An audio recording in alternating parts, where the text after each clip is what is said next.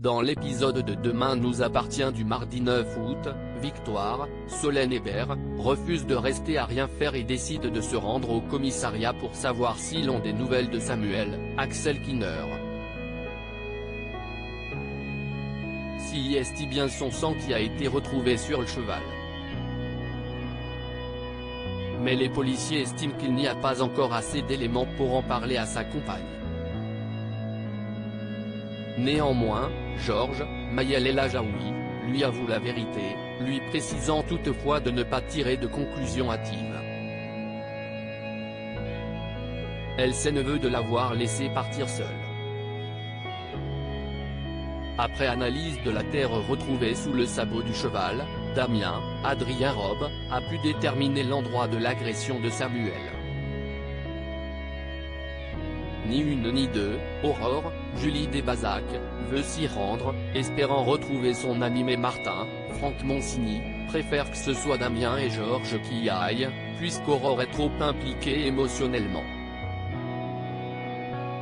Sur le lieu de l'agression de Samuel, les policiers ont trouvé une montre qui pourrait être celle de celui qui a voulu faire du mal au médecin.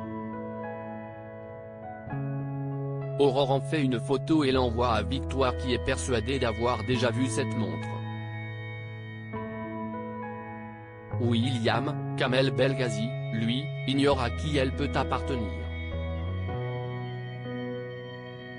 Également présent, Renaud, Pierre Denis, reproche à Victoire d'avoir laissé son fils partir seul. Si elle l'avait soutenu quand il lui a demandé de se débarrasser du haras, Samuel serait encore parmi eux. Victoire lui promet qu'elle va tout faire pour aider la police. L'enlèvement de Samuel blanchit Paul, Rotem Jackman, et Benjamin, Alexandre Varga.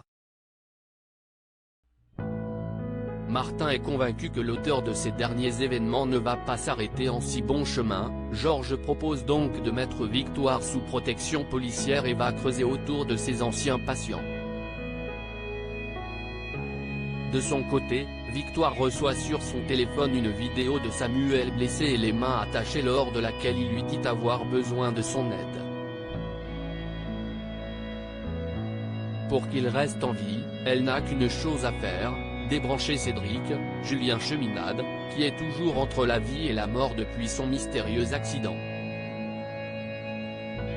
Rien ne va plus entre Gaspard et Juliette. Camille, Elisa et Zédine, remarque une robe splendide chez Emma, Lunalou, qui lui propose de la lui offrir. Et pour cause, elle ne l'a pas payée, préférant la voler.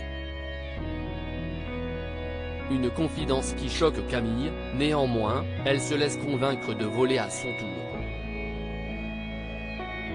Sauf que Maude, Sixtine Dutheil, s'en rend rapidement compte et fait la morale à sa sœur.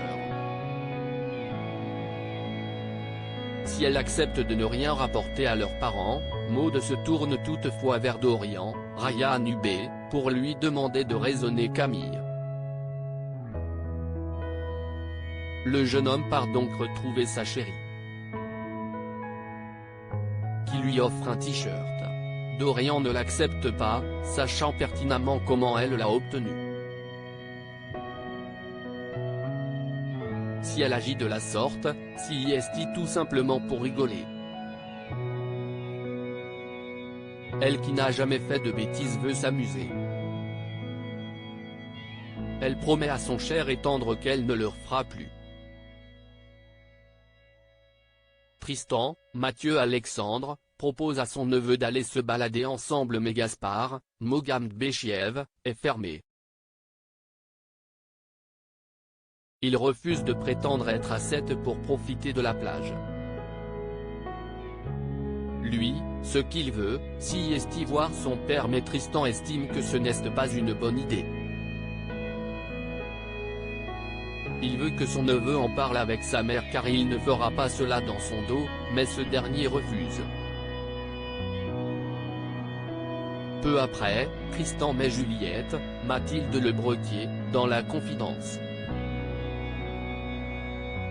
Celle-ci est fermement opposée au fait que son fils aille rendre visite à son père en prison.